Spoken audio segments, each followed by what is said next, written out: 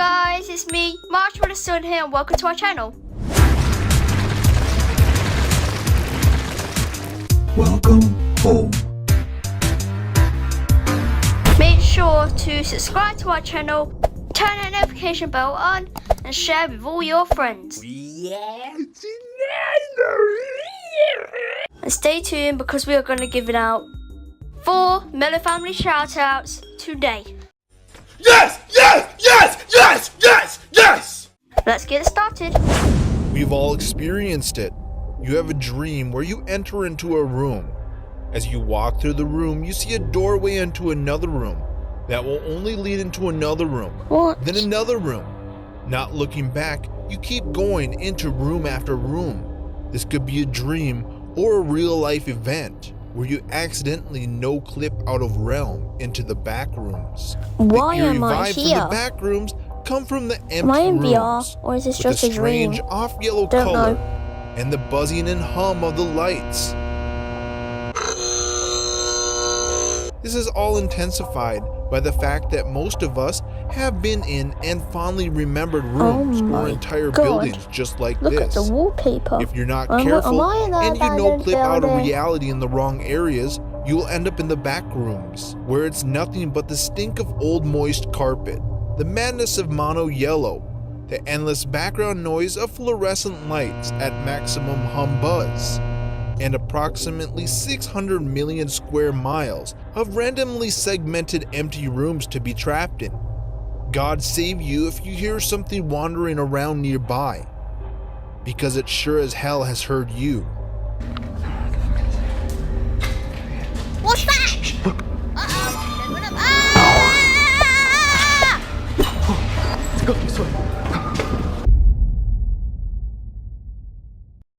There's 3 levels of backrooms, level 0 through 2. Level 0, this level of the backroom, is the one most people enter and exit in. It makes up at least 1 million square miles of 600 million square miles of complete backrooms. It's full of randomly segmented rooms that each look almost exactly the same. The walls are all mono yellow with the same wallpaper throughout. Or it's just someone else's that I'm not supposed to be in. But they are most likely useless. The floor is stained I don't know. and has moist carpet. Some areas near the walls are contaminated with mold. Interactions with other beings in this region are rare, but can happen. The beings in this level are mostly humanoid, but are very hostile. If you see one in this level, do not look at it. Turn around and slowly walk out of the room the being appeared in. The darker walls in some of these rooms are entry points into the back rooms and can be used to exit, although some might exit into worse places than the back rooms. It is recommended to only use your entry point. Level 1. Level 1 is very similar to Level 0, though with a few major differences. Few stay alive in the back rooms long enough to reach Level 1. The trigger to reach this level is seemingly completely unpredictable. At any point in the back rooms after at least 4 days, there's a chance the lights will begin to flicker on and off.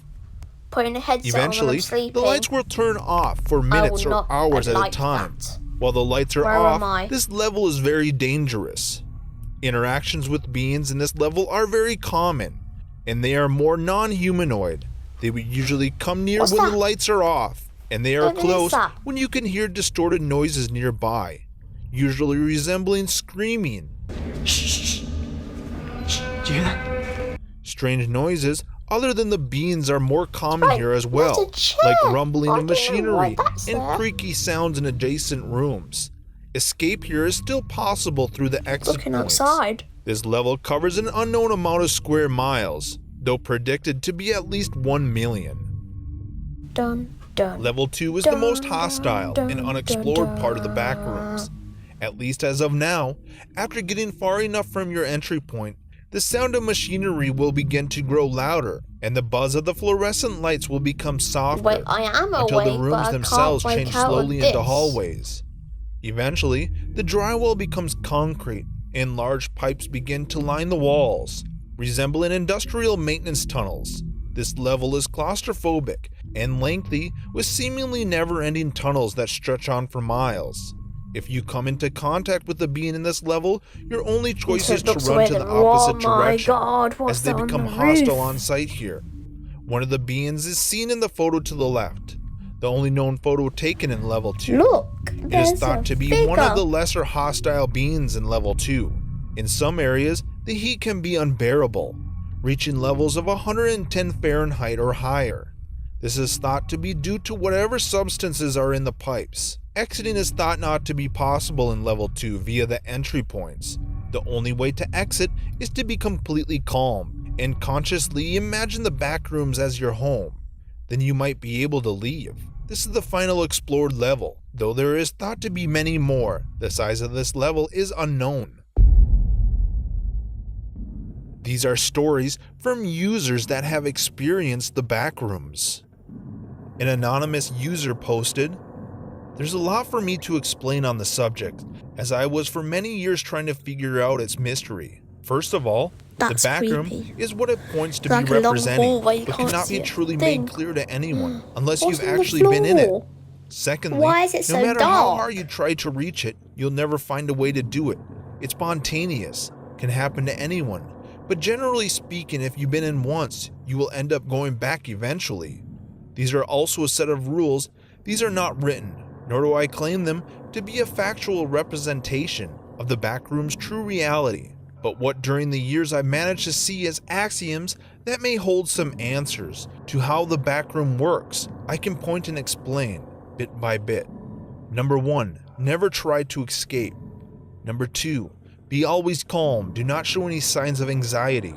Number 3, do not search for others, do not ask for anyone. Number 4, stay as close to your entrance as possible. Number 5, never directly stare at any source of light. Number 6, should you lose your senses, do anything to regain them, even if it means by cutting off a part of your body. It's so dark. Number 7, always check if the time is what you remember it to be. Number 8, do not touch a wall that seems darker than the one next to it. Number 9, should you come across another human being, do not make any contact and move away from each other as fast as possible. Number 10, count seconds, and after every 500, remember who you are and where you came from. Number 11, this is the most important. Sit down and do not look at the sounds when you hear them. I'm going to explain these points one by one. That thinking about how to escape makes your mind go haywire, panic, and eventually you lose yourself in it, running around and away from the entry point. Losing your senses will eventually extend onto your track and perception of time itself, which is why you should always check on it. Count seconds, and always try to remember who you are. If everything fails, go to extremes. You must regain your senses. I learned this the hard way, but getting yourself calm is important to think straight and crucial to really getting out. You're not going to run out of this. How many kilometers you'd run, you'll never escape it this way. It's your emotions keeping the rooms extending. At least that's one of my assumptions. Do not search for others. Do not interact with them should you bump into anyone. You do not know who they are, how they react, and how long they've been there. This is why you count seconds. If you lose track of time, you lose track of reality. And then your emotions, what is what you can get you into a nasty situation, and even can mean your death. Most of the times, others don't know it, wandering aimlessly further and further away from their entry point. They are lost in time, because time and backrooms don't follow our space-time continuum Don't rules. turn the light It off. relies on you to keep it meaningful. Think of it as time has no concept, and the only being that perceived it can understand and think it. But other than you thinking seconds, it is closely to non-existent there, because there are multiple beings who still perceive it in their minds. Coming across one another shows signs that time only means variable in a form of living being. And these living beings can be anything. It is called the backrooms because it strips down the reality of its dimension that we humans coherently understand to be in a physical world. There is no real space that one can measure there. Sure, you can measure the rooms, calculate its density, but then if you check the atmosphere there is only timeless perception stretching endlessly before you that extends onto another that happens to be within.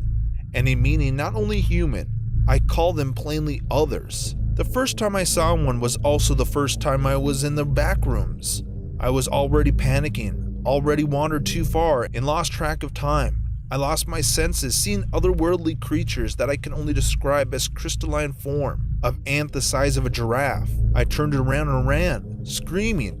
I didn't think about escaping from then and there, just from the creature, which is why I think I ended up being let go from the backrooms. This had led me to one conclusion, that much later came as this: sit down, do not look at whatever came in.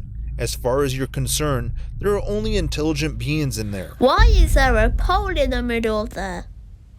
This next user posted this story about the backrooms. During the past few days, I made my first expedition into the backrooms. I will share my story.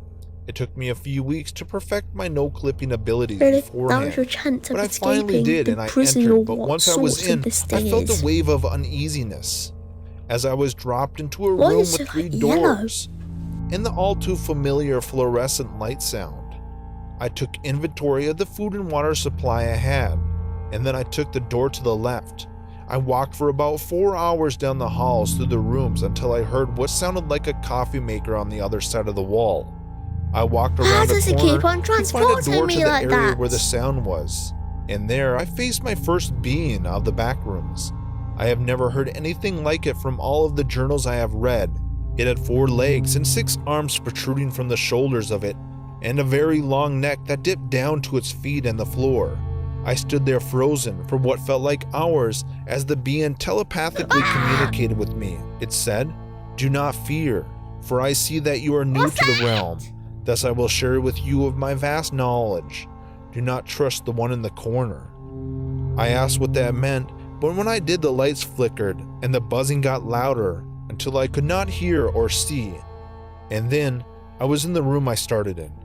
I looked at my watch and noticed that over 16 hours had gone by in the moment. Oh my god. I then quickly returned to our realm, and I can say that while frightening, the backrooms are also immensely intriguing. Why am I floating? This next user posted, "I've taken 6 round trips to the backrooms before, and never yet have I seen something like this. Real, tangible. It spoke to me. As soon as I turned a corner and came upon it, I turned to run, but before I could, I froze up. It allowed me to turn my head to see it better. I noticed how its limbs stretched into the walls, feeling the space up upon the corners. Yet despite the position in which it sat, it seemed perfectly comfortable.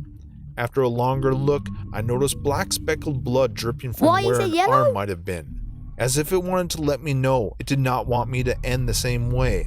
I looked at him one last time, and when I blinked, he was gone. His hallway disappeared into a regular kind of room again. This is a picture of the creature that the user saw.